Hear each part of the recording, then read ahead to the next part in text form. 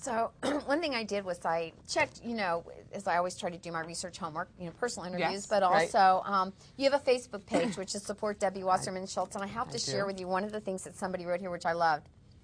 I really like you because you're intelligent. And you're pretty, too. So that's really good. Very Do nice. you ever go look at your Facebook page or anything? Yeah, we actually maintain that Facebook page now, and although that's No, this is your Wikipedia. oh, okay. So I was you're on gonna say, Wikipedia. yeah, no, but this is from your comments from your that picture Facebook. is awful. We got to change that. Okay, well, I'm just bringing it to your attention. That's my job. That's my job. We maintain my Facebook page now. They put a Facebook page up for all the members of Congress, and so I have a staff person who posts things that we're doing, and we don't have it live because it would be a full-time job for a staff person just to manage the Facebook page if it was. But we're actually going to get to the point, because I think, especially as a younger member, embracing the new media and trying to engage the next generation of political activists is really incredibly important, and I want to make sure that because I have older colleagues that really don't want to begin to try to understand new media, we're going to experiment and take my Facebook page live, but advertise it for a period of time. So, come spend some time with Debbie Wasserman Schultz on her Facebook page from 2 to 3 on, February 12th, and try and see how that works, and then, close it back down again, and see if we, because it's the other thing is that the higher profile you are, and the more time, the more people that are aware of you, there would just be an explosion of interaction, which is fine, but these communications mostly are supposed to be for the people that I represent. And I'm quite confident that 90% of the people that I would talk to on my Facebook page would not be constituents. So not that there's anything wrong with that. Right, and what is the age population? Because Miami very much serves an aging population, where people go to retire. But it's evolved. It's a huge mix. I have a very eclectic district. I have scores of young families, a huge elderly population, very interesting ethnic mix. My district is probably 25 to 30% Jewish.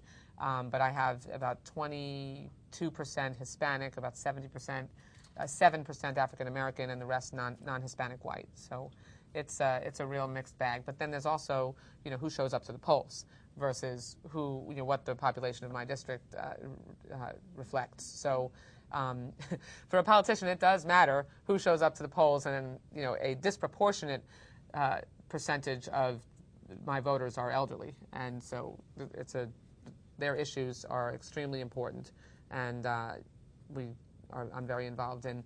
It's interesting. I'm very involved in the issues important to young families, and issues important to senior citizens. One of the things which I found really interesting, I'm going to open it up to questions because I want to make sure everybody has a chance to ask. But one of the interesting votes that you influenced, which I loved, had to do, and it wasn't in Congress, it was in the state, was the fact that there was pay equity in how you pay for a dry cleaner. Mm-hmm. It always drives me crazy when I pay more for my shirt, which is half the size of my husband's, to get it clean. And I thought that was really, really cool. I sponsored a bill called the Fair Pricing Act when I was in the State House, and it wasn't just dry cleaning. It was a bill that prohibited discrimination in pricing based on gender. Because why is it when we go to the tailor that they charge us to hem our pants, but it's free for our husbands? Or you go to the dry cleaner, and because our shirts button on the other side of the lapel, that they charge us 10 times more than they do for a man's shirt. The arguments I got from dry cleaners when they were fighting this bill was, it doesn't fit on the machine the same way, I have to hand do it. Baloney. I mean, there was an expose that my local TV station did that showed that they do women's shirts the exact same way as men's shirts. So the legislation and haircuts. I mean, come on. If you have short hair and it takes the same amount of time to cut your hair that it does to cut a man's hair, then why should the price be different?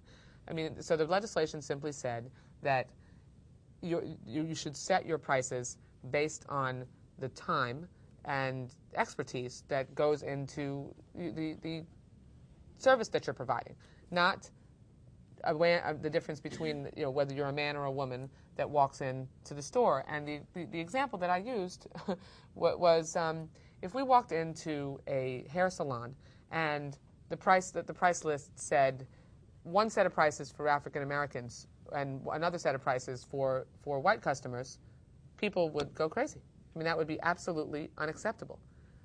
But the store owner could, the person who cuts hair could say, well, it's more difficult to cut African Americans' hair. We have to put more product on it, whatever. Okay, then charge based on that. And no, that would be intolerable. There's no way that they would get away with that. But they get away with discrimination against women every single day for millions of reasons. We face really incessant, almost indetectable, imperceptible, except to us, discrimination that so many of us just accept as being the way it is, but that would be intolerable if you substituted another minority category and they were asked to go through the same thing.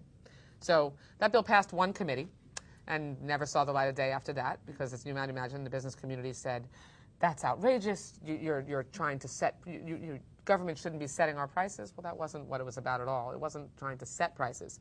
It was just trying to make sure that they were fair. So. Well, we'll keep fighting that one. Oh, yeah.